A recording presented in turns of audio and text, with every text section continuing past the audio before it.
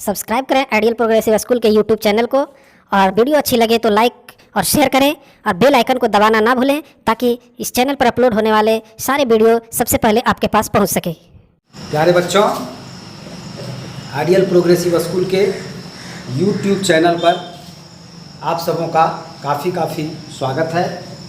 आज नया चैप्टर है आपका यूनिटरी मेथड, जिसको हिंदी में कहते हैं ऐकिक नियम। तो यूनिटरी मेथड क्या है, ऐकिक नियम क्या है? तो ऐकिक नियम में हम लोग पहले एक वस्तु पर ज्ञात करते हैं, उसके बाद अनेक वस्तु पर। वही है ऐकिक नियम। ऐकिक नियम कि पहले एक का फिर अनेक का। जैसे आप देखिए, क्वेश्चन है, इसमें कोई विशेष बात नहीं है। क्वेश्चन है आपका कि 18 पुस्तकों का मूल्य 216 रुपये है, तो ऐसी 32 पुस्तकों का मूल्य ज्ञात करें। 18 पुस्तकों का मूल्य आपके पास दिया हुआ है क्वेश्चन में, और 32 पुस्तकों का मूल्य पूछ रहा है। तो पहले एक पुस्तक का मूल्य ज्ञात करते हैं, वही है ऐकिक नियम। इस नियम में पहले हम लोग क्या करते हैं, एक पुस्तक का मूल्य ज्ञात करेंगे। तो जो आपके पास जो 18 पुस्तकों का मूल्य दिया हुआ है, उसके आधार पर पहले हम एक पुस्तक का मूल्य ज्ञात करेंगे, उसके बाद फिर 32 पुस्तक का मूल्य ज्ञात करेंगे। तो ऐकिक नियम में आपको ये ध्यान रखना है कि सबसे पहले हम ऊपर में उसको लिखेंगे जो क्वेश्चन में दिया हुआ है। 18 पुस्तकों का मूल्य 216 रुपये, तो 32 पुस्तकों का मूल्य कितना, यही पूछा है इसमें। तो जो 18 पुस्तकों का मूल्य दिया हुआ है उसको पहले लिखेंगे हम चूकी। ये चूकी का निशान है, 2 बिंदु ऊपर और एक नीचे रहता है, इसको चूकी कहते हैं। तो चूकी 18 पुस्तकों का मूल्य बराबर 216 रुपये। ये आपका क्वेश्चन में दिया हुआ है, ये अपने मन से हम लोग ये बात नहीं लिख रहे हैं। तो इसके आधार पर एक पुस्तक का मूल्य क्या होगा, तो एक पुस्तक का मूल्य निकालने के लिए 216 में 18 से भाग देना है, ठीक है। यानी यहाँ पर आपको ये बात का ध्यान रखना है कि हम जिसके आधार पर निकाल रहे हैं नेक्स्ट अगला, उससे अगर कम आने वाला है तो भाग होगा और अधिक आने वाला है तो गुना होगा। तो जैसे यहाँ 18 पुस्तकों का मूल्य 216 रुपया, तो एक पुस्तक का मूल्य क्या होगा, उससे कम होगा या ज़्यादा होगा? कम होगा। 18 पुस्तक का 216, तो एक पुस्तक का कम होगा रे, तो कम होगा, इसलिए भाग हो जाएगा, 216 बटा 18 हो जाएगा। तो 18 पुस्तकों का मूल्य बराबर 216 रुपये, इसलिए एक पुस्तक का मूल्य बराबर हो जाएगा आपका 216 बटा 18 रुपया, चाहे 216 भाग 18। तो भाग में नहीं लिखते हैं, भाग में लिखेंगे तो फिर भाग देना होगा तुरंत, बटा में लिखते हैं, ठीक है। और फिर अब क्या करेंगे, सो देखिए, हमें ज्ञात करना है कितना, 32 पुस्तकों का दिया हुआ 18 पुस्तकों का। तो पहले हम एक पुस्तक का निकाल लिए, एक पुस्तक का मूल्य इसका मतलब होगा 216 बटा 18 रुपये, ठीक है। तो इसलिए 32 पुस्तकों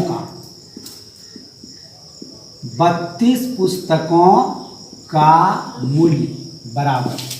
तो अब देखते हैं कि 18 पुस्तक का 216 बटा 18, तो 32 पुस्तक का क्या होगा, उससे ज़्यादा होगा या कम होगा? ज़्यादा होगा, इसलिए इसमें गुना हो जाएगा 216 बटा 18 में। हम इसका जो काम किए वो इसके अनुसार, लेकिन इसका काम करेंगे इसके अनुसार, ठीक है। फिर वो 18 के अनुसार नहीं, ठीक। यहाँ पर ये मत सोचना कि 18 पुस्तक से 32 पुस्तक का ज़्यादा होगा इसलिए गुना हो रहा है। यहाँ अगर 5 पुस्तक का भी पूछता तो इसके साथ गुना ही होता। क्यों? क्योंकि एक पुस्तक का इतना है तो 5 पुस्तक का उससे ज़्यादा होगा ना, एक से ज़्यादा होगा, इसलिए गुना हो जाएगा।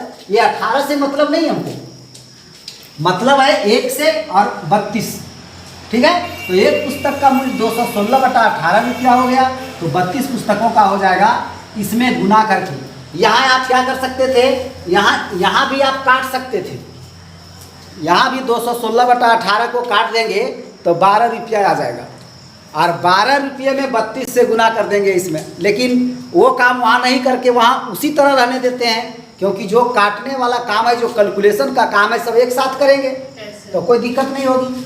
216/18 गुने 32, ये जितना आएगा उतना रुपया आंसर हो जाएगा 32 पुस्तकों का। तो कैसे काटते हैं? 18 से ये कटेगा आपका 12 बार में, 12 बार में 216 कट जाएगा, ठीक है।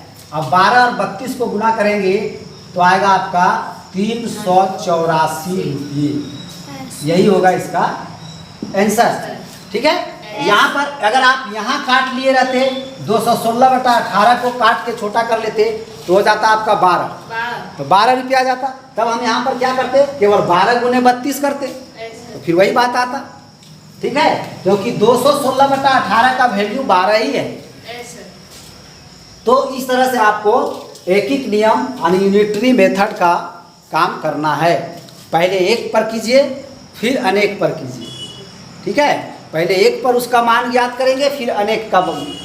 एक का मान ज्ञात करने के लिए अक्सर भाग ही दिया जाता है, ठीक है, क्योंकि ज़्यादा का दिया हुआ रहेगा, एक का निकालना है तो भाग देना है, और फिर ज़्यादा का निकालना है तो फिर गुना होगा एक से ज़्यादा का। देखिए यहाँ पर आपका है 5 घड़ियों का मूल्य 3400 रुपये हो तो 7 घड़ियों का मूल्य क्या होगा, ठीक है। तो जो 5 घड़ियों का मूल्य दिया हुआ है तो यहाँ पर हम लिखेंगे चूंकि 5 घड़ियों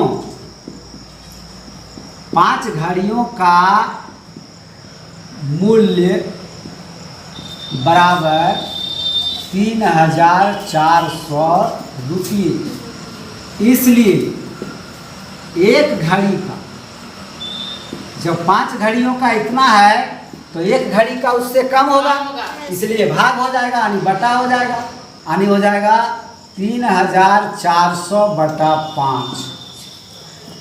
5 से भाग हो जाएगा, ये ऊपर हो जाएगा, ये नीचे हो जाएगा, है ना, कम होगा तब। और ज़्यादा होने वाला रहता तो गुना होता, लेकिन ज़्यादा होने वाला है नहीं, इसलिए 7 घड़ियों का, 7 घड़ियों, जो ऊपर वाला बात ही नीचे लिखना रहता है तो हम लोग ऐसे डॉट डॉट ही दे देते हैं, ठीक है। और यहाँ देखिए चेंज हो रहा था, यहाँ घड़ियों था, यहाँ पर 1 हो गया तो घड़ी हो गया, फिर 7 हो गया तो घड़ियों हो गया, इसलिए यहाँ पर चेंज होते रहा, ऊपर वाला तो हूबहू लिखा नहीं रहा था। तो 7 घड़ियों का मूल्य हो जाएगा इतना बटा 5, 3400/5 गुने 7, जितना आएगा उतना रुपया हो जाएगा इसका आंसर। तो ये आपका कट रहा है 680 बार में, ठीक है। और 680 को 7 से गुना करेंगे तो लगता है आएगा 4760 रुपये, ठीक है। यही इसका आंसर हो गया। इसका मतलब 7 घड़ियों का मूल्य हो गया 4760 रुपये, 5 घड़ी का हो गया आपका 3400 रुपये दिया हुआ है क्या, ठीक है। अब नेक्स्ट है 3 नंबर। यदि किसी राशि की 1/3 12 रुपये है तो उस राशि की 1/4 का मूल्य ज्ञात करें, ठीक है। किसी राशि की 1/3 मतलब उसका 1/3 भाग का मूल्य 12 रुपये।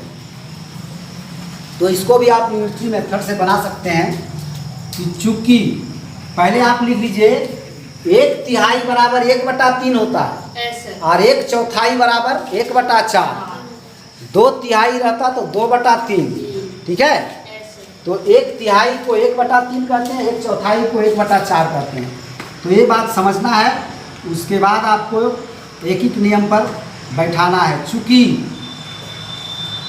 किसी राशि के 1/3 भाग का मूल्य बराबर 12 रुपये। 1/3 भाग का मूल्य 12 रुपये। देखिए आपको अब थोड़ा सा वर्ड चेंज करना पड़ेगा। यहाँ पर दिया है किसी राशि की 1/3 12 रुपये है, तो वही बात हम यहाँ भी ये जो लिखे हैं वही बात लिखे हैं। यहाँ से यहाँ तक जो दिया हुआ है आपका, यही बात हम यहाँ लिखे हैं, थोड़ा सा वर्ड को चेंज करके। तो वर्ड को थोड़ा चेंज करना पड़ेगा। बात वही है लेकिन वर्ड चेंज है। तो किसी राशि के 1/3 भाग का मूल्य बराबर 12 रुपये, इसलिए हम क्या जाते हैं, 1 पर जाते हैं पहले। एकीक नियम में पहले 1 का, तो 1/3 जहाँ पर है तो इसलिए किसी राशि के 1 भाग का मूल्य बराबर, तो 1 भाग का मूल्य हो जाएगा 12/1/3। ठीक है, तो इसको आप कर लीजिए, इसको कैलकुलेट कर लेते हैं यहीं पर, क्योंकि लंबा है तो यहीं पर कर लेते हैं। तो ये हो जाएगा 12/1 गुने 3/1, उलट जाएगा ना।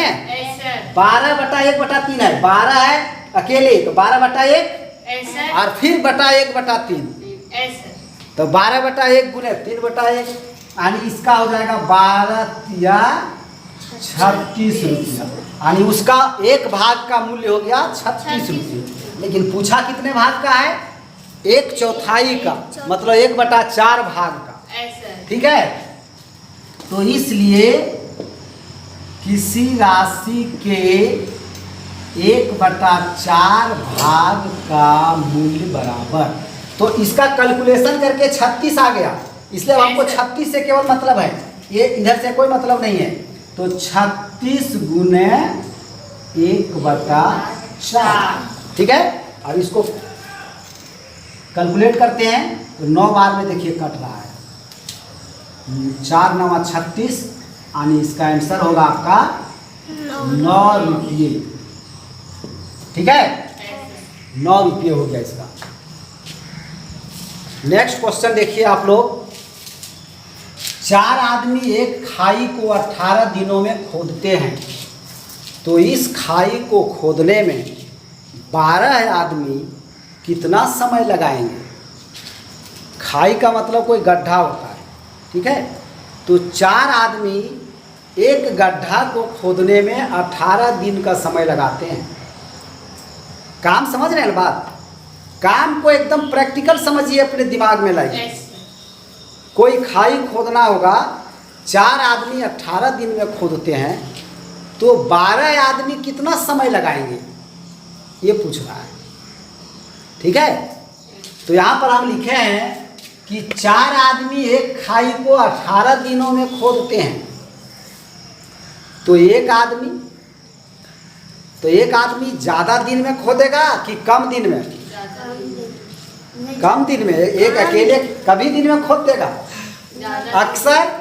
अक्सर आप एकीक नियम में आप अधिकतर देखेंगे कि भाग ही होता है, इधर वाला से इधर वाला में भाग होता है, लेकिन कभी कभी गुना भी होता है, और वो वाला समय अभी यहाँ पर आ गया है, यहाँ गुना होगा। क्योंकि 4 आदमी जब 18 दिन में खोदते हैं तो अकेले एक आदमी और ज़्यादा दिन में लगेगा उसको, तो और ज़्यादा दिन लगेगा, इसलिए 18 गुने 4 दिन हो जाएगा, गुना होगा यहाँ पर, यहाँ भाग नहीं होगा। वहाँ मूल्य का बात जब रहता है, 4 किताब का रहेगा 18 रुपया, तो एक किताब का कम हो जाएगा, तब होगा वहाँ 18/4 रुपया। लेकिन इस परिस्थिति में आपका गुना होगा। ठीक है, तो एक आदमी एक खाई को कितना दिन में खोदेगा, इसका मतलब 18 गुने 4 दिन में। ठीक है, एक आदमी खोदेगा 18 गुने 4 दिन में, तो यहाँ पर 18 चौक 72 दिन भी लिख सकते हैं, लेकिन अभी नहीं लिखेंगे क्योंकि अभी इसका काम फाइनल नहीं हो रहा है, अभी और काम है। क्योंकि हमको निकालना है कि 12 आदमी कितना दिन में खोदेंगे, अभी तो हम एक आदमी का निकाले हैं। नहीं, एक आदमी 18 गुने 4 दिन में खोद सकता है, इसलिए 12 आदमी, ये है आपका क्वेश्चन। 12 आदमी उस खाई को कितने दिन में खोद पाएगा, कितना समय लेगा उन लोग खोदने में, तो जब एक आदमी 18 गुने 4 दिन में खोदता है, अब यहाँ पर आ जाएंगे हम लोग, तो एक आदमी को लगता है 18 गुने 4 दिन, तो 12 आदमी को उससे कम ही दिन लगेगा ना। आदमी बढ़ जाएंगे तो दिन कम लगने लगेगा, तो इसका मतलब इसमें वो भाग हो जाएगा, यानी बटा हो जाएगा। तो 18 गुने 4 बटा 12, समझ रहे हैं। अब इसको हम कैलकुलेट कर देंगे, तो 4 से आप 12 को काटिए, 3 बार में कटा, और 3 से 6 बार में कट गया, तो आ गया आपका आंसर 6 दिन। इसका मतलब है कि 12 आदमी उस खाई को खोदेंगे तो 6 दिन में ही खोद देंगे, ठीक है। 4 आदमी खोदते थे तो 18 दिन लग रहा था, ठीक। अब नेक्स्ट देखेंगे, देखिए नेक्स्ट देखिए क्वेश्चन नंबर 5। गीता 8 किलोग्राम सेव 120 रुपये में खरीदती है, तो वह 675 रुपये में कितने सेव खरीदेगी। अब यहाँ देखिए, यहाँ थोड़ा सा चेंज करके लिखना पड़ेगा, क्योंकि 8 किलोग्राम सेव 120 रुपया में खरीदती है, ये चीज़ आपके पास दिया हुआ है। क्वेश्चन में जो दिया हुआ रहता है उसको हम चुकी में लिखते हैं ऊपर में। तो 8 किलोग्राम सेव 120 रुपये में खरीदती है, ठीक है। तो 675 रुपये में कितना सेव खरीदेगी। अब जाओ, रुपया ही पहले दे दिया है आपको, रुपया निकालना नहीं है इसमें, इसमें सेव की मात्रा निकालना है, सेव का क्वांटिटी निकालना है, वजन। अगर रहता क्वेश्चन 8 किलोग्राम सेव 120 रुपया में खरीदती है, तो 10 किलोग्राम कितने में खरीदेगी, 20 किलोग्राम कितने में खरीदेगी, 50 किलोग्राम कितने में खरीदेगी, ये सब रहता, तब तो आप इसको हूबहू इसी तरह से लिखते चुकी में, कि चूंकि 8 किलोग्राम खरीदती है 120 रुपये में, इसलिए 1 किलोग्राम, इसलिए जितना का निकालना रहता। लेकिन यहाँ ये बात तो दिया नहीं है, यहाँ पहले रुपया ही दे दिया है कि 8 किलोग्राम खरीदती है 120 रुपये में, तो 675 रुपये में कितने किलोग्राम खरीद पाएगी। इसलिए इस बात को जो है वो आपको घुमा के यहाँ पर लिखना होगा, जो निकालना है उसको राइट साइड ले जाना पड़ेगा इधर। तो यहाँ पर आप क्वेश्चन में देख रहे हैं कि क्या निकालना है, निकालना है सेव की मात्रा निकालना है, कितना किलोग्राम सेव वो खरीद सकता है, रुपया दिया हुआ है क्या। और जो आपका क्वेश्चन में दिया हुआ है उसमें एक सेव का मात्रा, इधर रुपया है ना, और पूछ जो रहा है उधर आपका रुपया दिया हुआ है और सेव की मात्रा पूछ रहा है। तो उस परिस्थिति में इस बात को घुमा कर लिखना पड़ेगा, जो यहाँ पर लिखा है कि 8 किलोग्राम सेव 120 रुपया में खरीदती है, यही बात को आपको कहना पड़ेगा कि 120 रुपया में 8 किलोग्राम सेव खरीदती है। बात तो वही है, बात कोई अलग नहीं है, बात हम वही कह रहे हैं। 8 किलोग्राम सेव 120 रुपया में खरीदती है, चाहे तो 120 रुपया में 8 किलोग्राम सेव खरीदती है, बात तो एक ही है। लेकिन आपको इस तरह से यहाँ पर लिखना पड़ेगा, क्योंकि सेव का मात्रा निकालना है हमको, रुपया नहीं निकालना है। रुपया तो दिया हुआ है 675 रुपया, 675 रुपया में कितना सेव खरीदेगी वो ज्ञात करना है। तो यहाँ पर इसलिए आपको इस तरह से लिखना है, चूँकि गीता 120 रुपये में 8 किलोग्राम सेव खरीदती है, इसलिए 1 रुपये में, जब 120 रुपया में 8 किलोग्राम खरीदती है तो 1 रुपया में कम खरीदेगी ना, तो कम खरीदेगी, इसलिए हो जाएगा 8/120 किलोग्राम सेव खरीदती है 1 रुपया में, ठीक है। इसलिए कितना रुपया का पूछा है, गीता 675 रुपया में, तो 675 रुपया में फिर कितना ज़्यादा खरीदेगी। जब 1 रुपया में इतना खरीद रही है तो 675 में ज़्यादा होगा, इसलिए इसमें गुना हो जाएगा। तो 8/120 गुने 675, इतना किलोग्राम सेव खरीदेगी। ये आंसर आएगा किलोग्राम में, क्योंकि इधर आपका किलोग्राम है, राइट साइड में जिसमें आएगा उसी में आंसर आएगा। 8 किलोग्राम है, इसलिए जो भी आंसर आएगा ये 8/120 किलोग्राम हुआ। 1 रुपया में 8/120 किलोग्राम खरीदेगी, और 675 रुपया में 8/120 गुने 675 किलोग्राम खरीदेंगे। तो इसको कैलकुलेट करेंगे तब ना आएगा। तो 8 से पहले काटिए 120 को, 15 बार में कट रहा है, और 15 से फिर आप काटिए 675 को, जो कटेगा आपका 45 बार में, नहीं 15 चौके 60, हाँ ठीक तो है, बच गया आपका 60, तो 7 75 हो गया, तो 15 25 75, यानी 45 किलोग्राम इसका आंसर होगा। 45 किलोग्राम या किग्रा जो लिखना है, ये हो गया इसका आंसर आपका। तो आज का जो है सो वीडियो यहाँ तक हम स्थगित करते हैं। 5 क्वेश्चन आपका हुआ एक नियम का। अब नेक्स्ट वीडियो, तब तक के लिए बाय।